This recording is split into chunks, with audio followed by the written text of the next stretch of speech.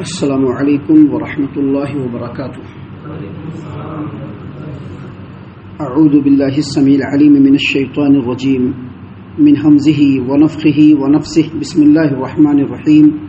الم تر ان اللہ انزل من السماء ماء فاخرجنا به ثمرات مختلفا الوانها ومن الجبال جدد بيض وحمر مختلف الوانها وغرابيب سود ومن الناس والدواب والأنعام مختلف ألوانه كذلك إنما يخشى الله من عباده العلماء إن الله عزيز غفور. کیا آپ نے نہیں دیکھا کہ اللہ تعالیٰ آسمان سے بارش برساتا ہے جس سے ہم رنگا رنگ پھل پیدا کرتے ہیں.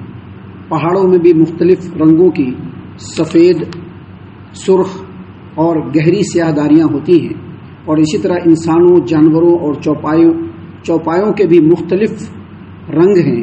بلا شبہ اللہ تعالیٰ کے بندوں میں سے اس سے ڈرتے وہی ہیں جو علم رکھنے والے ہیں، اور اللہ تعالیٰ یقیناً ہر چیز پر غالب ہے اور بخشنے والا ہے. محترم سامعین اکرام، سورہ فاطر سورہ نمبر 35 اور اسی صورت سے ابھی آپ کے سامنے آیت نمبر 27 اور 28، یہ دو آیات ابھی آپ کے سامنے تلاوت کی گئی. بفضل اللہ، بعون اللہ، بتوفیق اللہ. آیتوں کا ترجمہ بھی آپ تمام کی خدمت میں پیش کیا گیا. سامعین کرام، یہ جو دو آیتیں ہیں، ان دو آیتوں میں اللہ تبارک و تعالیٰ کی جو قدرت کاملہ بیان ہوئی ہے وہ ہر طرح سے انسانوں کی توجہ اپنی طرف مبذول کرا لیتی ہے. ان دو آیتوں میں اللہ تبارک و تعالیٰ نے اپنی جو قدرت کاملہ بتلائی ہے اس کو غور کیجیے. اللہ نے فرمایا، الم تر ان اللہ انزل من السماء ماء فاخرجنا به ثمرات مختلفا الوانها. کیا آپ نے نہیں دیکھا کہ اللہ تعالیٰ آسمان سے بارش برساتا ہے جس سے ہم رنگا رنگ پھل پیدا کرتے ہیں. یعنی آسمان سے بارش برستا ہے. بارش کہاں برستا ہے؟ زمین پہ برستا ہے. بارش کا پانی کیا ہے؟ ایک ہی قسم کا ہے نا. 10 قسم کی تو بارش نہیں ہوتی ہے، ایک ہی قسم کی بارش ہے. بارش کہاں پڑتی ہے؟ ایک ہی طرح کے زمین پر، لیکن اس سے پھل پھول، نباتات، پیڑ پودے جو پیدا ہوتے ہیں ان میں سے ہر ایک کے رنگ، اس کی خوشبو، اس کا ذائقہ، اس کا ٹیسٹ، اس کی سائز سب بالکل الگ الگ ہوتے ہیں.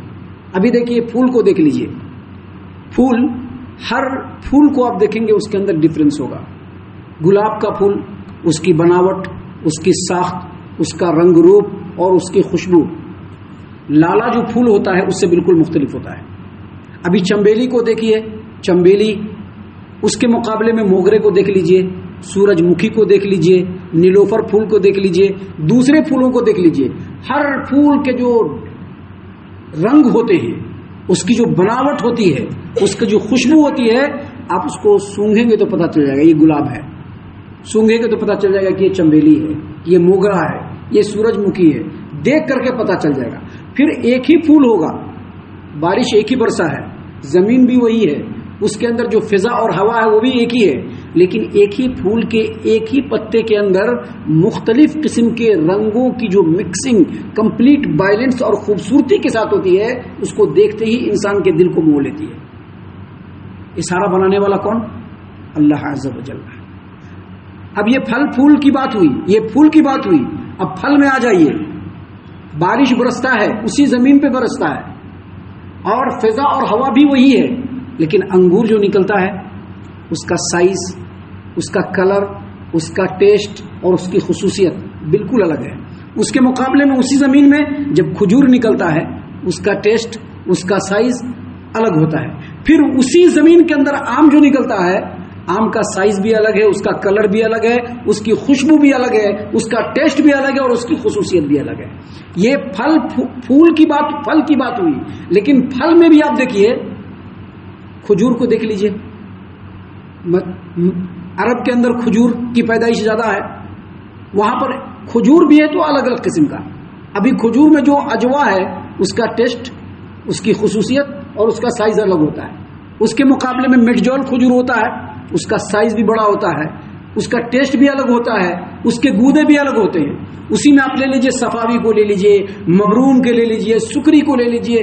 سارے کھجور انسان ایک بار ٹیسٹ کرے گا اور سمجھ جائے گا کہ یہ فلاں کھجور ہے. ابھی آم کو دیکھ لیجئے، ایک ہی آم ہے، سب کو آم ہی کہا جاتا ہے، لیکن چکھنے پر پتہ چلتا ہے کہ یہ رس پوری ہے، دیکھنے پر پتہ چلتا ہے کہ یہ رس پوری ہے، یہ بادامی ہے، یہ ملکہ ہے۔ دور دراز نارتھ انڈیا کے علاقے میں یہ لنگڑا آم ہے، مالدہ آم ہے، یہ بمبئی آم ہے، یہ آلو زرد آم ہے۔ آدمی دیکھتا ہے، اس کی خوشبو سے پہچان لیتا ہے، اس کو چھو کر کے پہچان لیتا ہے، اس کو چکھ کر کے پہچان لیتا ہے کہ یہ فلاں آم ہے، یہ فلاں آم ہے، یہ فلاں آم ہے۔ ابھی یہ پھل پھول تک ہی محدود نہیں ہے، جمادات کو دیکھ لیجئے، پہاڑوں کو، کیا سبھی پہاڑ ایک طرح کے ہیں؟ کچھ پہاڑ ایسے ہیں جو پتھریلے، کالے، چٹیال اور مٹیالے ہوتے ہیں، کچھ پہاڑ ایسے ہوتے ہیں جس پر بڑے بڑے بلند بالا درخت اگے ہوتے ہیں، پھل پھول اگے ہوتے ہیں، جو دور سے ہی دیکھنے میں دلکش نظارہ انسانوں کو معلوم ہوتا ہے۔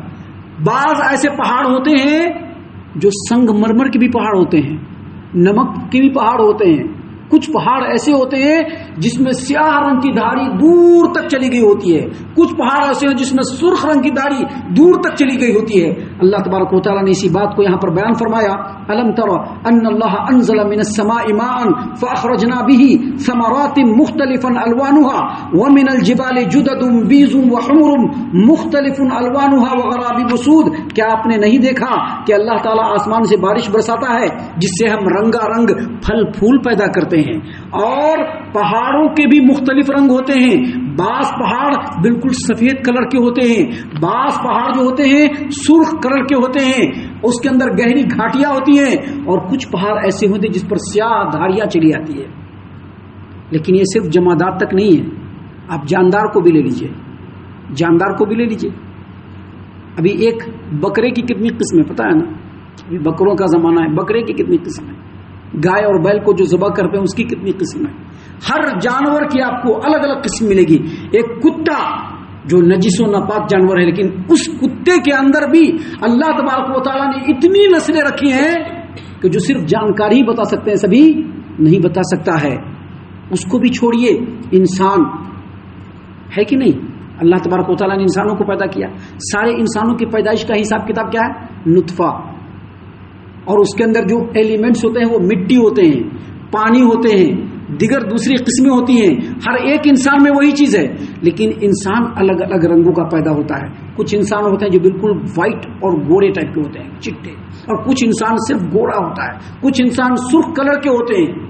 ابھی چلے جائیے حبشہ کے علاقوں کے اندر چلے جائیے، سوڈان میں چلے جائیے، الجزائر میں چلے جائیے، وہاں کے لوگ بالکل سیاہ کالے ہے کہ نہیں ہے۔ یورپین کنٹریز کے اندر، یوکرین وغیرہ میں چلے جائیے، وہاں کے لوگ بالکل وائٹ۔ عرب کے اندر دیکھیے لوگ سرخ کلر کے ہوتے ہیں، بالکل گورے نہیں ہوتے ہیں بلکہ لال کلر کے ہوتے ہیں عرب کے اندر لوگ، اور ہمارے انڈیا کے اندر دیکھ لیجیے کالے ہیں، کم وائٹ ہیں۔ یہ سب کیا ہے؟ یہ سب اللہ تبارک و تعالیٰ کی قدرت کی کاریگری ہے، جو اللہ تبارک و تعالیٰ نے ہر چیز کے اندر کمپلیٹ بیلنس کے ساتھ ڈالا ہے۔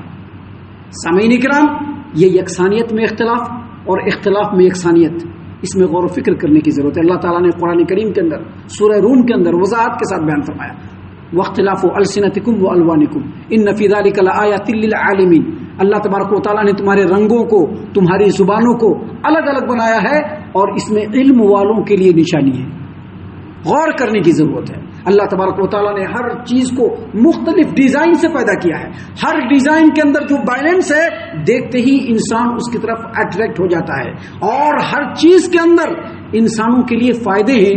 انسان جس قدر اس پر غور و فکر کرے گا، اللہ تبارک و تعالیٰ کی قدرت کاملہ اس پر کھلتی چلی جائے گی۔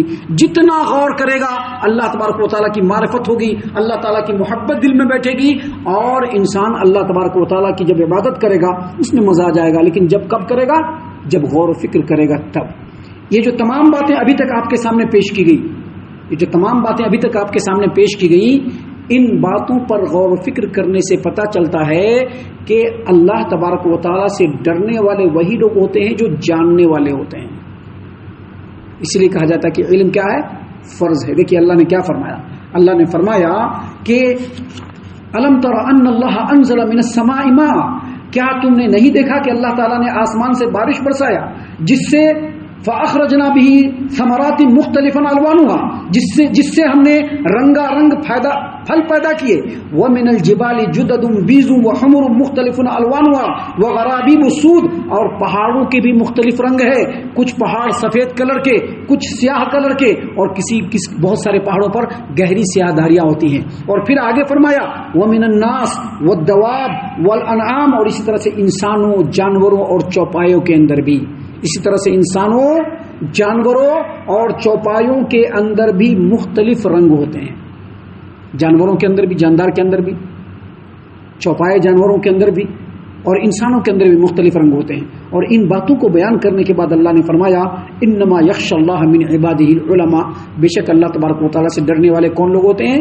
جو علم والے ہوتے ہیں، جن کو جتنا علم ہوگا وہ اتنا ہی اللہ تبارک و تعالیٰ سے ڈریں گے. جو جتنا علم حاصل کرے گا وہ اتنا ہی اللہ تبارک و تعالیٰ سے ڈرنے والا ہوگا.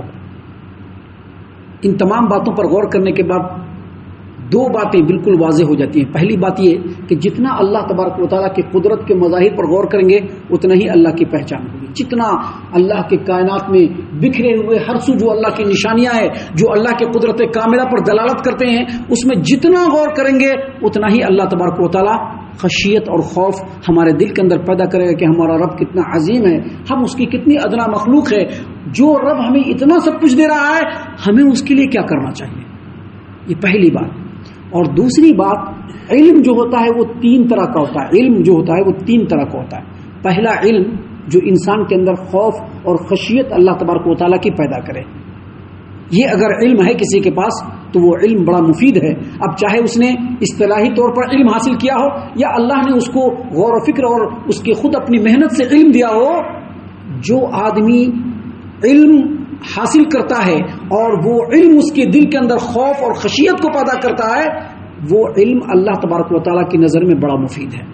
علم کی ایک دوسری قسم ہے جو دل میں خوف و خشیت تو پیدا نہیں کرتا ہے لیکن لوگوں کے لیے فائدہ مند علم ہے. مثال کے طور پر میتھمیٹکس کا علم ہے کہ نہیں. بڑے بڑے جو آڈیٹر ہوتے ہیں، بڑے بڑے جو اکنامیکل ریسرچر جو ہوتے ہیں، وہ سب میتھمیٹکس کو پڑھے ہوتے ہیں. تو یہ میتھمیٹکس کا علم، مختلف لینگویجز کا علم جو انسانوں کے لیے مفید ہے، یہ جو علم ہے یہ علم بھی ٹھیک ہے، اس علم سے دوسرے نمبر پر ہے لیکن ٹھیک ہے. لیکن ایک تیسرا علم ہے جو انسان کو اللہ سے ہی دور کر دے. ہے نا، بہت سارے علم ہیں. علم حاصل کرنے کے لیے پورا شریعت کی مخالفت کرنی پڑتی ہے. جب تک شریعت کی مخالفت نہیں ہوئی علم وہ حاصل ہی نہیں کرے گا. وہ علم ضلالت ہے، گمراہی ہے. جس علم کے ذریعے سے انسان اللہ سے دور ہو جائے، جس علم کے ذریعے سے انسان شریعت کی مخالفت پر آمادہ اور کمر بستہ ہو جائے، وہ علم نہیں بلکہ ضلالت اور گمراہی ہے. کیونکہ اللہ تبارک و تعالیٰ نے یہاں پر بیان فرمایا انما یخشى اللہ من عبادہ العلماء، بے شک اللہ تبارک و تعالیٰ سے اللہ کے بندوں میں وہی ڈرتے ہیں جو علم رکھنے والے ہیں. اور اس کے بعد اللہ نے فرمایا ان اللہ عزیز غفور، اور بے شک اللہ تبارک و تعالیٰ غالب ہے اور بخشنے والا ہے. یعنی اللہ تبارک و تعالیٰ کی صفت تو ہے کہ جو اللہ کا انکار کرے، اللہ کی مخالفت کرے، اللہ کی نافرمانی اور فسق و فجور پر آمادہ ہو، اللہ اس کو فوراً ملیا میٹ کر دے. لیکن اللہ تبارک و تعالیٰ بخشنے والا ہے. انسان کو اللہ تبارک و تعالیٰ موقع دیتا ہے کہ وہ آگے بڑھ کر کے ان باتوں پر غور و فکر کر کے اللہ تبارک و تعالیٰ کا مطیع و فرما بردار بن جائے تاکہ اللہ اس کے پچھلے تمام گناہوں کو معاف کر دے. ہم اللہ سے دعا کرتے ہیں کہ اللہ تعالیٰ ہم تمام کو ان تمام باتوں کے اوپر خوب غور و فکر اور تدبر کرنے کے ساتھ ساتھ ان باتوں پر عمل کرنے کی بھی توفیق عنایت فرمائے. آمین. اللہ تعالیٰ ہم تمام کو صحیح معنوں میں پکا سچا مومن مسلمان بنائے. اللہ اور اس کے رسول صلی اللہ علیہ وسلم کی اطاعت و فرما برداری کرنے والا بنائے. صحابہ کرام رضی اللہ عنہم کے طریقے پر چلنے والا بنائے. جنت الفردوس میں جگہ عطا فرمائے. اے اللہ ہم تمام کو جہنم سے پناہ دے. اے رب العالمین ہم تمام کو جہنم سے پناہ دے. اے مالک الملک ہم تمام کو جہنم سے پناہ دے. آمین یا رب العالمین. وما علینا الا البلاغ المبین. تبارك الذي نزل الفرقان على عبده ليكون للعالمين نذيرا.